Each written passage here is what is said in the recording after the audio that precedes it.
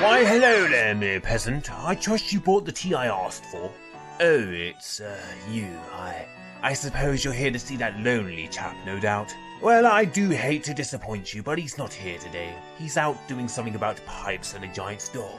I have no idea what he's talking about half the time, always mumbling that one. If you ask me, he should get a job instead of playing that wretched Game Boy all day. Either way, I have taken this opportunity to proclaim my rightful spot and educate you simpletons on some recent affairs regarding these video things. To start with, some scruffy fellow who looks like he just came out of a nearby caravan park looking to sell a carpet seems to have caused some uproar and ruckus. Going by the name Phil Fish, this unwashed mass seems to have upset a fair share of people.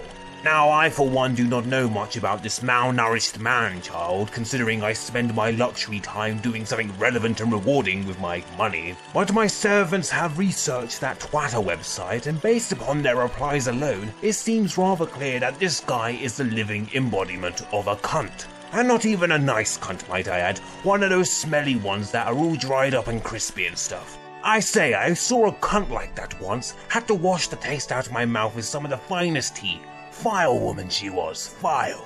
I honestly don't have any more to say on the matter, but seeing as my mistress has yet to arrive, I guess I can torture myself and continue.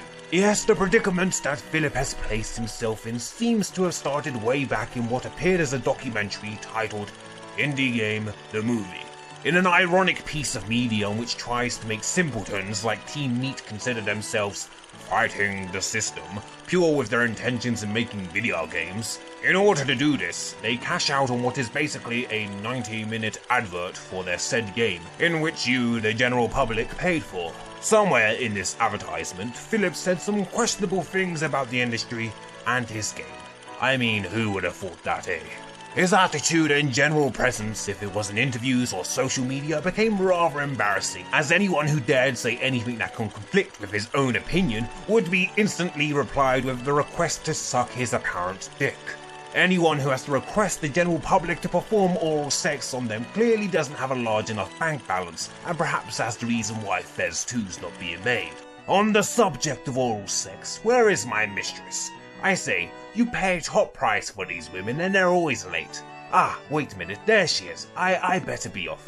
Don't forget to close the door on the way out. Toodle pip and cheerio.